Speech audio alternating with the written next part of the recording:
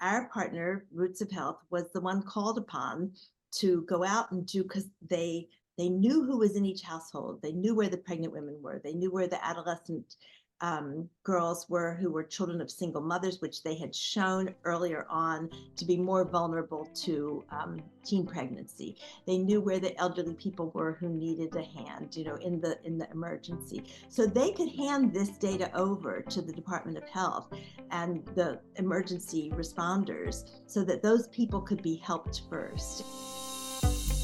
You're listening to the Isn't She Amazing podcast with your hosts, Marianne Clyde and Lorna McGill. Hi, I'm Marianne Clyde.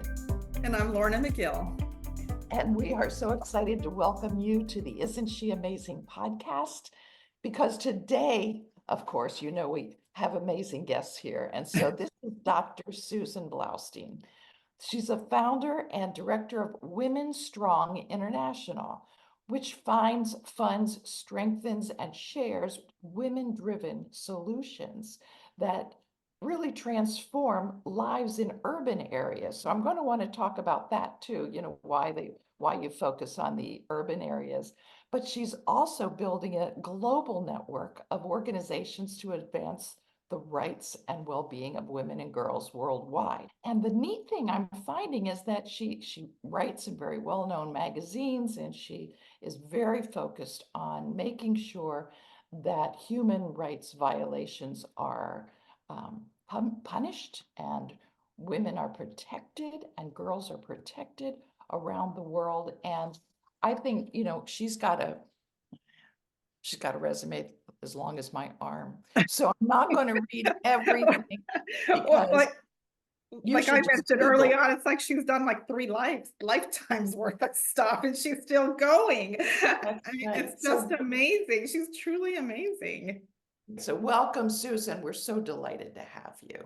Oh, thank you so much. I'm so thrilled to be with you, Marianne and Lorna. Thank you for having me. I have a quick question to start. Like, how did you start? Like, how did all of this, what was the premise with all of this that you've done? Well, thank you. That's a great question. So I was a simple composer, teaching at Columbia and writing music in my own little attic, and just minding my own business. And then my husband went off with me. I was on a fellowship to write music. We went to the Philippines, where he was covering Southeast Asia for National Public Radio.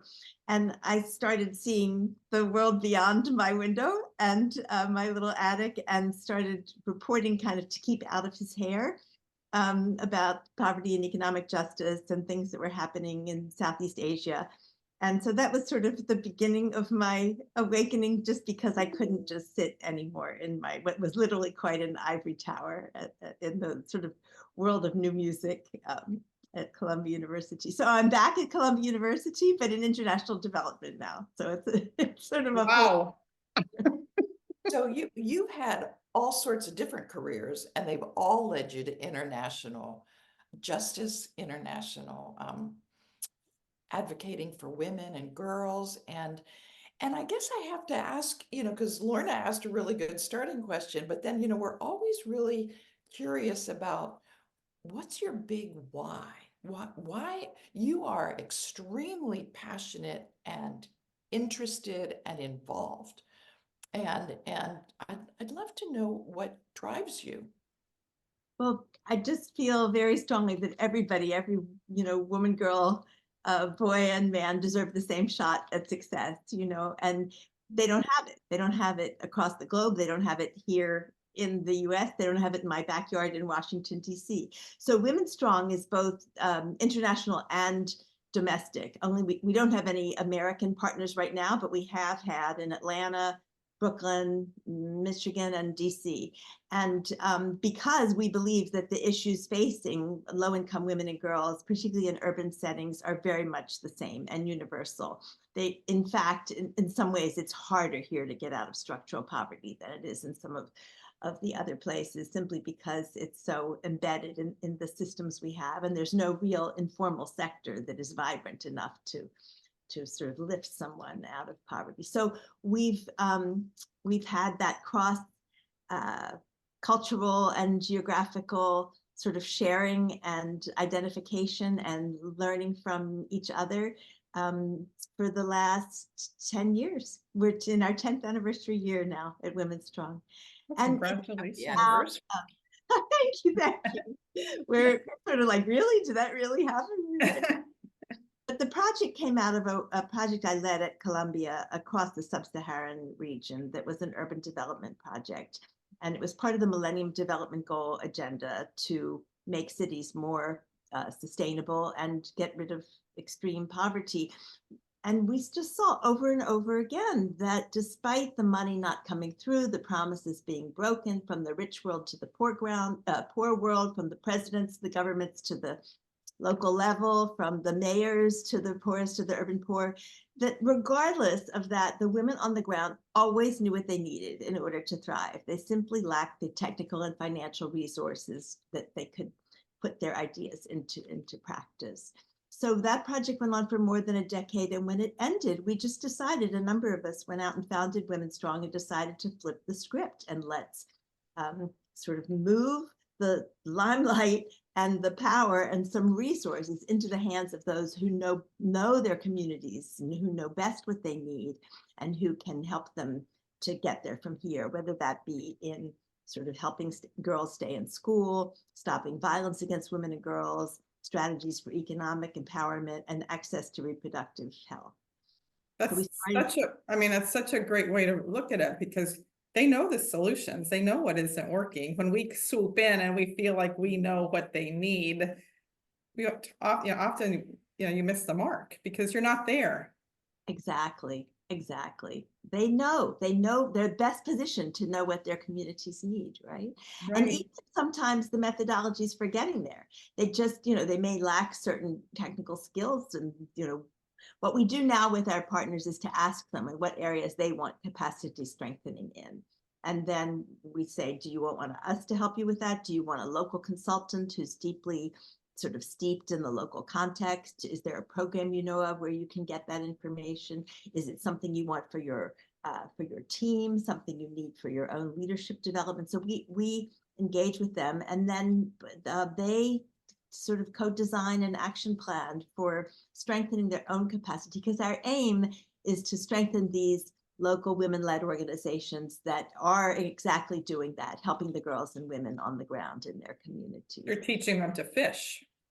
Well, we're not. They're telling us, what they need in order to fish. But you're giving them those tools so that they can, and they're not dependent on someone else always coming in. We're enabling them to get the tools that they know they need. And then for measurement, we say, well, what do you want to learn about your work? I mean, what do you want to know is, more or less effective? And then we can help them figure out which tools and resources to use to get at exactly that information. And then our own measurement of success is whether in fact we are helping them, and whether they feel that the interventions have helped them. But another sort of unique aspect of this, and this came out of the earlier work too across the sub-Saharan region, is bringing our partners together so they can share their solutions and learn from each other, collaborate on projects, be on global platforms together. I was on a webinar this morning with two of our partners from Guatemala and Peru, and they've worked together. All of our Americas groups have worked together on a number of things, including sort of advocacy campaigns to stop violence against women and girls. The Peruvian and Guatemalan ones happen to have a lot in common because they're both in peri-urban to rural areas in the mountains of Cusco and in the Western highlands of Guatemala. But most of our projects are indeed urban. And that's just because, since 2008, the world has been more urban than rural, and sort of traditionally international development has, because I think it came out of sort of the Green Revolution and, FAO sort of food systems improvement and whatnot has been focused on rural communities. But we're trying to go with the flow a little bit here and to help people in cities. So tell me how you find your partners. That's part of your description of what you did was you find them. Where do you even begin? Well, now so we're not looking for partners right now because we're in a fundraising mode ourselves, but we have 19 fabulous partners across the globe, some of which we looked for cohorts. So some of which were the founding partners were sort of legacy of the urban sub-Saharan project I led, and then filling in India, Haiti, and Washington, D.C., along with the sub-Saharan ones. And then we started looking for great organizations working in girls' education, great organizations working in reproductive health, in violence prevention. And we winnowed them down from a couple of hundred at the outset and vetted them and talked to them. So they have to, we have criteria. They have to be women-led. They have to have a certain number of women on their board. They have to be under $1 million budget. But also they need to have the bandwidth in their work to be interested in what each other is doing, because otherwise the learning lab opportunity is just wasted on them. And it's no fault of theirs. Goodness knows, people have enough in their own backyards to keep them very busy. And sometimes it's absolutely consuming and you can't pay attention to anything else. You're not fulfilling your primary mandate, right? But our sort of value add is in the ability to build solidarity among these women's organizations, among their leadership, among their non-management staff across the globe. So we have translation in French and Spanish in order to enable other staff to participate who may not have English language. And we're really keen on helping them get stronger and strengthen each other. So we have 5 in the Americas, 9 in the sub-Saharan region, and 5 in Asia now, and all different parts of Asia. I mean, they're more different than they are similar in some cases. Afghanistan, for instance. Now, do you have an example of like a project and how it looked and what the outcomes were? A collaboration amongst them. Yeah, we had an amazing one between our partner in Peru and the one in Malawi, both working on girls' education. And they identified from the get-go, that they had so much in common. They were both working on gender-sensitive training for educators, for high school girls, essentially. And they were up against different things. They're completely different contexts. The economic capital of Malawi, Blaustein, Malawi, and Cusco, Peru. If you've been to Machu Picchu, you know Cusco, Peru. And way up in the mountains. But they kind of worked in parallel. They sort of helped each other think things through and pushed each other along. And they chronicled this in a joint sort of document that sort of said what it's like to put this together. And the Peruvians ended up sort of validating the Malawi work when they presented to the Ministry of Education in Malawi. And I don't know if it helped to sort of persuade the minister, but the gender-sensitive curriculum created by our Malawi partners is now mainstreamed in all the schools. Wow. Yeah, in Malawi, across the country. It's just something, So when there's uptake like that by government, that's quite a win, because ours is so much sort of bottom up, even though the expertise, we believe, is there at the bottom Right. communities. Other less sort of ongoing dramatic partnerships were when our Zambian partner, for instance, in Southern Africa, saw that the monitoring and evaluation work of our Philippine partner was something they could learn from. And so they've been mentored by them. Same thing with our Southern Mexican partner being mentored by the Guatemalan partner, also in M&E, monitoring and evaluation. And then we had an amazing sort of transcontinental co-leadership of a webinar by our Bahasur, Western Mexican partner, and our Cambodian partner on engaging men and boys to stop violence against women and girls. So these different kinds. How do you do that? How? Well, they were not working in normal working hours. They're like 15 hours apart. So that we try to work more within reasonable time zones. But they were on the same. They do it on Zoom and try to do it that way. Okay. Yeah, we did it on Zoom. We were able to bring most everybody together in September for an in-person retreat.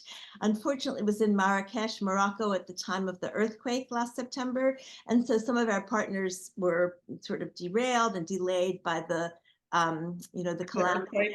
Yeah, but we had 14 partners, each with 2 staff present, and a number of WomenStrong staff. And the conversations were so dynamic and so interesting. Everything from self-care, when you're experiencing vicarious trauma because you are really the caregivers, and but you're limited, right? Because you're not the primary caregiver, you're an organization.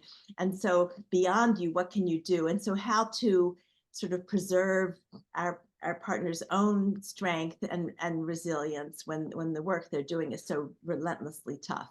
And conversations about the political environments they're operating in. I mean, some really hostile, and sort of anti-women kinds of climates. And, US has been an export of some of this stuff, so sort of how to keep their spirits up and strategies for advocacy, and again, finding strength in each other.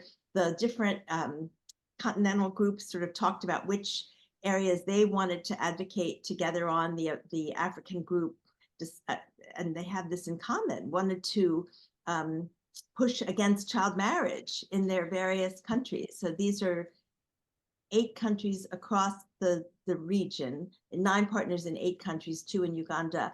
And, they understand really what's involved. They understand that you need comprehensive sexual reproductive health education and care in order to get rid of child marriage. They understand that the law has to change. It's not enough just to have a resolution or a convention in the Southern African region, that they have to have it enshrined in law through each of their legislatures. That's a big lift, but they're sort of up for it, and they're interested in sort of partnering and learning from each other. So they set the agenda for that retreat, our partners, and they have determined what the follow-up areas of learning will be, from feminist fundraising to leadership strengthening to advocacy skills and strategies.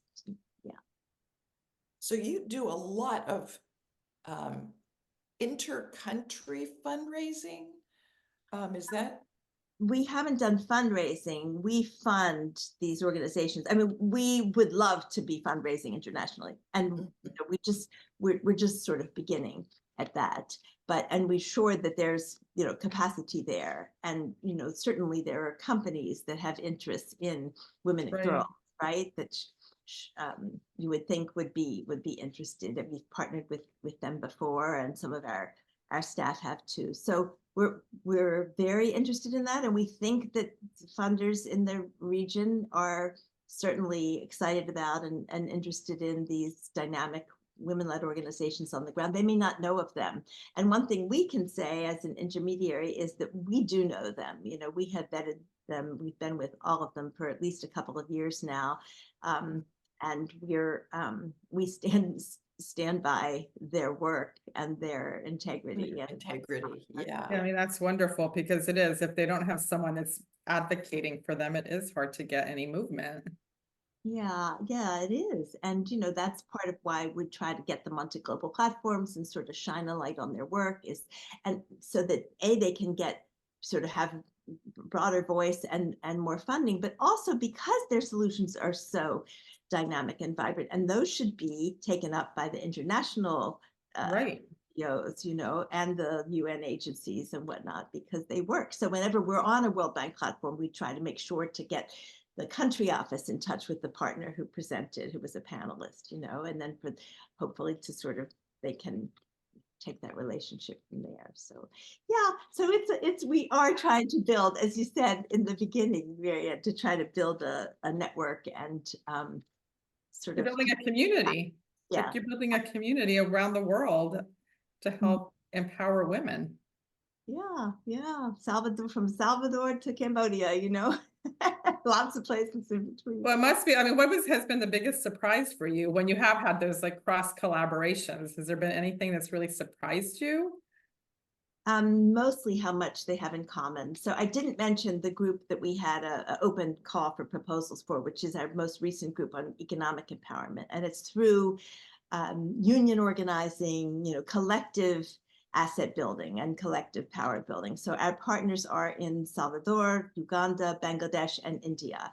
And at this Moroccan retreat, we had the Indian and Salvadoran partners there. So we had some fabulous translators. We got them together. They talked about what they do, their strategies, their tools, what they have to share with each other, how they could teach each other. And, these are such different parts of the world, right? And the trades they're working in are also can be very different, from seafood processing and tanning to garment manufacturing for, big brands. And yet they have so much in common. And except for the language difficulty and the fact that they are really busy and have very limited time available, they could absolutely be, sharing all the time. So that's sort of confirming about the common challenges and the common solutions, but it's also daunting because you realize, okay, and they, so many people have been doing this hard work for so long, and look where we are. And these problems are still, plaguing particularly women, and then families as a result in all these different parts of the world.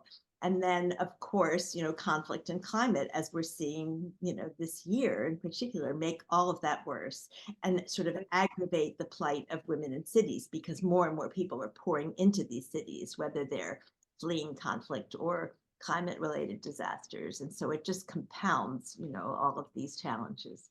Well, it can feel really daunting and look really daunting, and yet I know you've had some successes. What are you very proud of that you've worked on and seen actually changes happening in some of these really serious social issues, whether it's violence to women or poverty?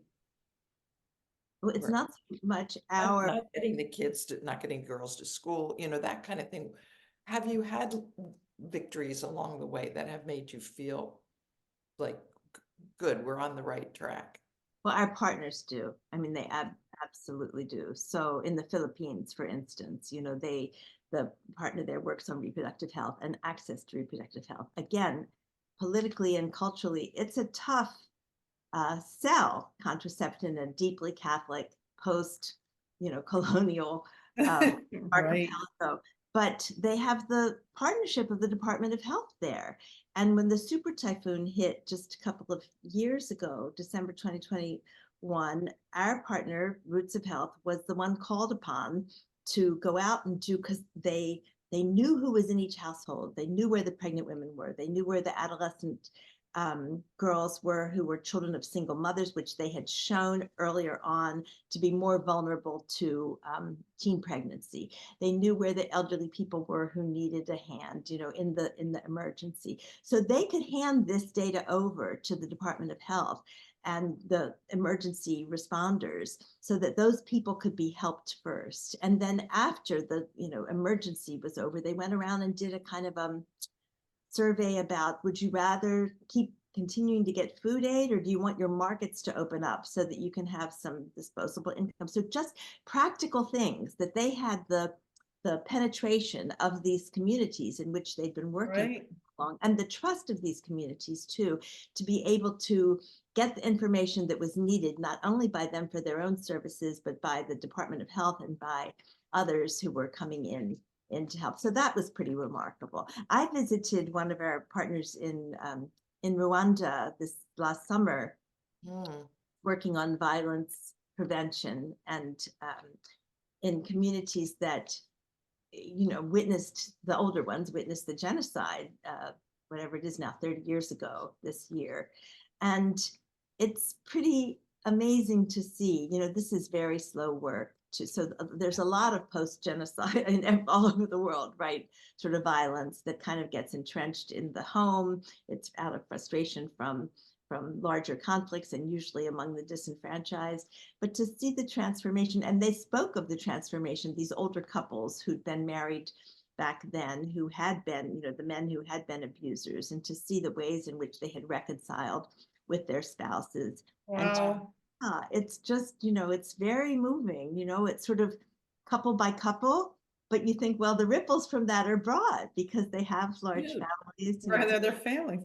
Grandchildren. I have a question. So you just celebrated your 10-year anniversary.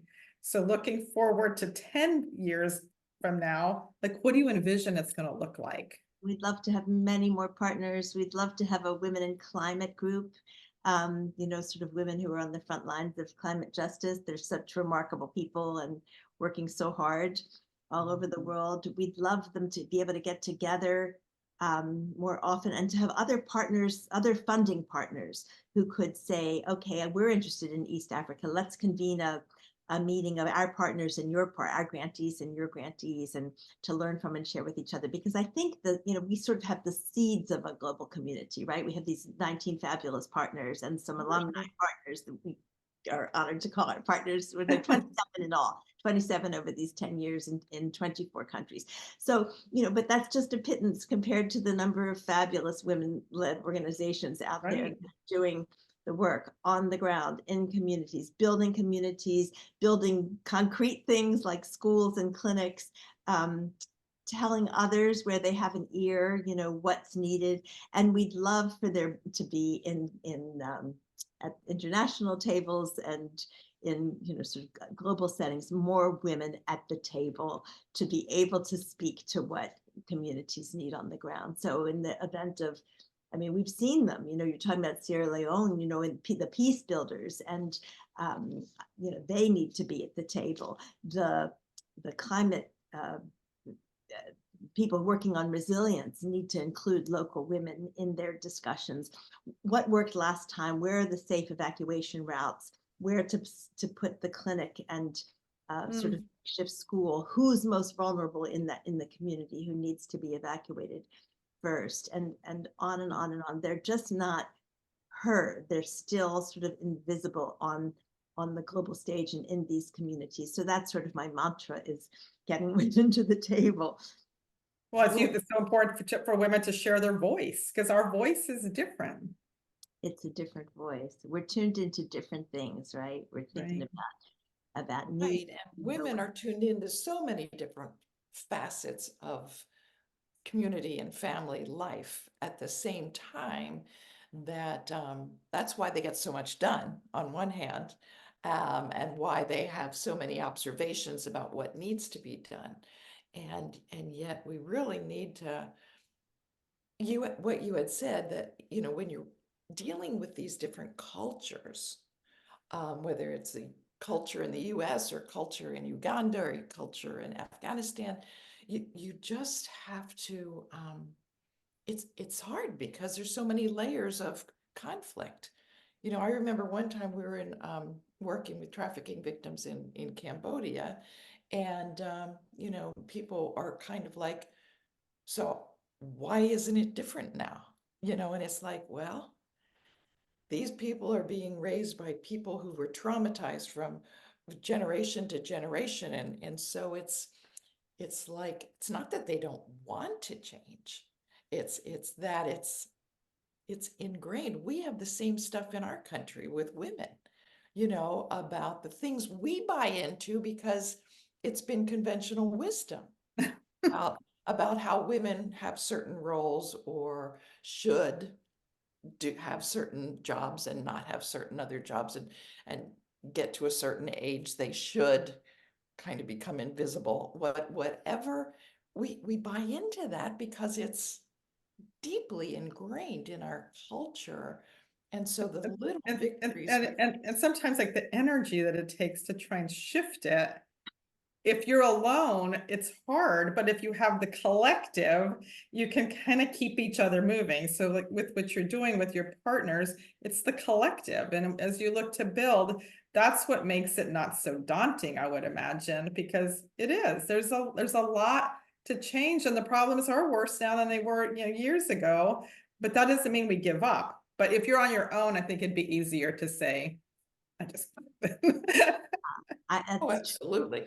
There is so much hope, though. I teach a course on women and urban sustainability, so women in cities at Columbia, and I've been teaching pretty much the same course for 9 years now. And the students come from all over the world, and there's so much more. Nothing to say against the students I had 9 years ago. They were brilliant too, but these students are so much more tuned in than the ones 9 years ago, about the challenges facing women and about the inequities. Like, why is it, in fact, that there's so few subway stations with elevators, and that you can't even find those elevators, or they're not working, or whatever? That if you have a stroller or a walker, or heaven forbid, a wheelchair, to get down to the platform is really tricky. And like, they hadn't thought about that. They were like, oh, that's true. Like, really? Like, where have you been? And I had some men in the class, but this was mostly the women. And now they're really thinking about solutions. It's like and so I do take hope from the next generation that aren't going to stand for it. It's just not comfortable. And I think and our leaders, our partners are pretty much like that. I think they're thinking about 10 years from now and what do they want for their children. And so, we just have to not take no for an answer, right? When it Right. comes. Well, and I love that the fact that over the generations, as the years go on, they begin to feel stronger. They begin to ask more questions. They begin to even it's a victory that they're even thinking about, that they have an option to express an opinion Right. and look for change in these things. And so those things are those little victories that I think we need to hang on to and build on.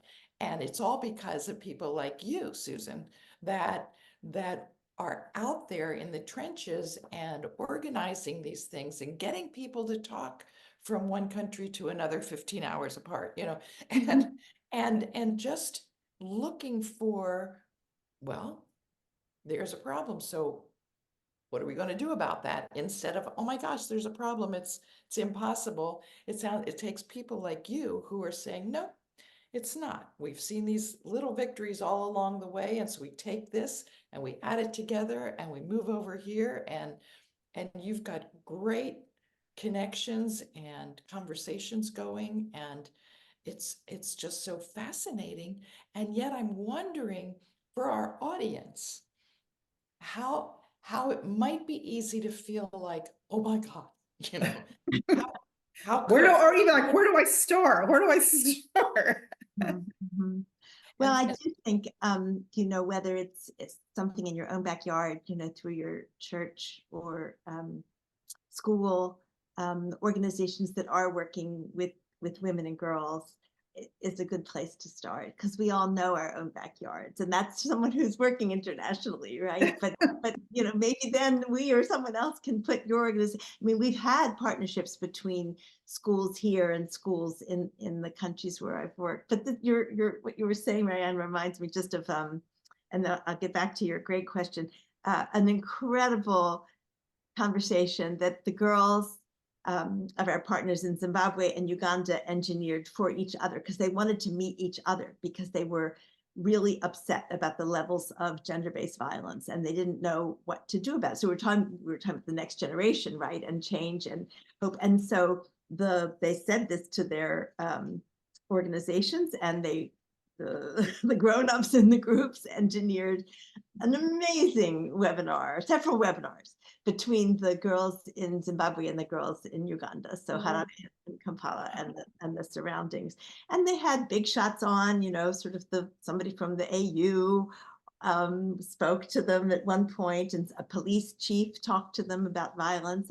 But they had their own ideas and their own solutions, and this is what they were sharing. And they got to know each other. And the sense of, I think, sort of confidence and solidarity, first of all, to do it, to engineer that, Right. and to speak in front of each other it was all over Zoom, but to sort of feel like, yes, they needed to be heard, and that their solutions might have traction in some other place that they've probably never been, and then to hear the ideas come back. So I think that's very empowering, and we do love that as much as it can happen. I mean, I do think, to get back to your question, that we have to do what we can, right? We need to recognize that there's further to go, and we need to do something toward just putting yourself in a girl's shoes. So I was talking to one of my students today who wants to do a paper on the impacts of violence in particular communities on girls' access and participation in physical education, running, walking, participation in sports. And it sort of seemed like an unlikely topic, but physical health is so important, Right. for all of us. And if there's violence in your community, and if you're, no matter the community, your parents aren't going to want you to go out. Many immigrant communities may be cowed and just think they should keep their girls inside, and sort of what about a child's right to be safe and free and pursue her dreams, get an Right. education and pursue her dreams. So right there, there's so much to do. What about older women's right to be, to have access, not to be shut in their homes for lack of access, and to have full and expansive lives? So there are great organizations working with older women. At WomenStrong, we are an intermediary, so we vet the organizations that we fund, and then we bring them together, help them get strengthen themselves, and to raise their visibility. And I think there are a number of great organizations like that where you don't have to do the vetting yourself. Say you're interested in Right. and you want to know what's happening there. Well, you can go to an organization that you may know of that does fund there. If you're interested in climate, the post-disaster recovery organizations are so powerful. The climate justice ones are really important now.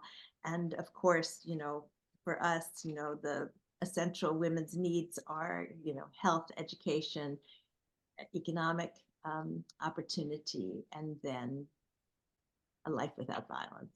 So all of those are Now, really Go it's like, ahead. yeah, there's just, so much. Yeah, it's just incredible, the work that you're doing. I can't imagine how exciting it is to just wake up every day and like know that you're having impact, because it's like one step. It's getting you ahead a little at a time. I So know. I have a question so you're a trust-based funder. So have you seen a shift in philanthropy over the years? Or are you seeing anything that's changing now? There's a lot of conversation. Thank you for that question about trust-based philanthropy. For me, just what we've been talking about, right, is the power and expertise of the organizations on the ground. We couldn't begin to know what's needed, in the suburbs of Harare, Zimbabwe. I wouldn't begin to know. During the pandemic, we saw them all, our partners, turn into emergency humanitarian responders overnight, and they all knew what their girls needed, and they all knew how to keep track of them. They all knew how to get public health information to them. They all knew how to set up hotlines for domestic violence and stick that into food packets so they could hide, so that, and to bring out kind of old systems where there was no internet or where they're dealing with illiterate population. Right. So why don't we trust those people? Because they are the ones. And so once they've been vetted, we just really believe in letting them run with it and not second guessing their choices, and having unrestricted funding, and then finding ways of making sure that the money's being well used. There is some blowback now against trust-based funding, if you can believe it. And I think it's really kind of a power trip that people just want to keep control of their money and know that there's been cost benefit in these very traditional kind of donor-centric ways. And I think, just as you say, have you been surprised by certain things? We can't even imagine some of the good ways that the money's been put to use that we wouldn't Right. have thought. I've been a grant recipient where I've had to fill in these log frames of what, I had said 18 months ago or 2 years ago that the project was going to do. And it's like, but that was no longer relevant 6 months ago. Right. For years, but I've got a report in that little box about that thing, that was true then. And so we do want to be flexible. And so our focus is on the learning. What did the partner learn from this time period? That's wonderful.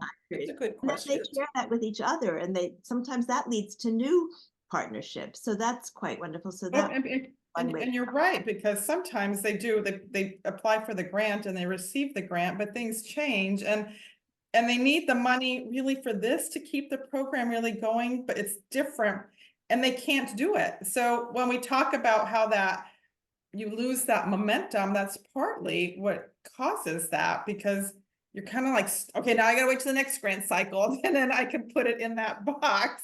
And then what? And then they've just lost time. In a webinar this morning, one partner called it administrative violence. I thought that was so Oh, dramatic. that's a great way I to. thought it was really true. And then another one gave an example. This is one of our partners of funding they'd had for a colloquy, a conference, multi-generational conference, but they learned that they needed a bus to get the kids there. So the educators were there, the municipal authorities and Ministry of Education, but to get the children there. And the donor wouldn't pay for the bus to get the kids there. So the whole of the thing was botched. It's like, well, what's the like, Oh, how rigid are you? You know, and so flexibility and trust just seem, and kind of knowing who the real experts are. We have the resources, they have the expertise, their communities have the need. So it really is an ecosystem. If we can just put those pieces together and all, you know, have a little bit of humility and desire to learn. Right, Part of it. right. wow. Wow, I want our audience to know that you are one of our Isn't She Amazing Supernova Award winners because of the extent and efficacy of your work. And I, for one, am really excited about listening to you talk at our Supernova Summit coming up on March 16th, because just, I imagine you could just Well, so inspirational. I mean, I'm just so inspired of just like what one person can do. Like, you know, you are one person, but look at what you've built and how many people you're bringing on. And I think that's just such an inspiration to all of us that we can do the same. You know, it's just, you know, thank you for everything you're doing out there. Thank you. We just set it in motion. It's a lot of people. It's a village, you know, many villages. Well, we'll have to connect again at some point so that we can hear more about this. And really, really looking forward to hearing you talk at the summit. Oh, well, thank you so much. This has been a joy because And meeting you in person, we get to meet you in person. I know, Right. I'm so excited. Too many times we just see people on camera. So Susan, thank you so much for joining us. We're so happy that you're involved in your work because you're doing a great job. Well, thank you so much. And you two are amazing. I don't know if you get to be honored on the 16th. A wonderful day, very exciting. And thank you so much. We're looking forward to it. All right. Thank you. We'll see you again soon. Thank you.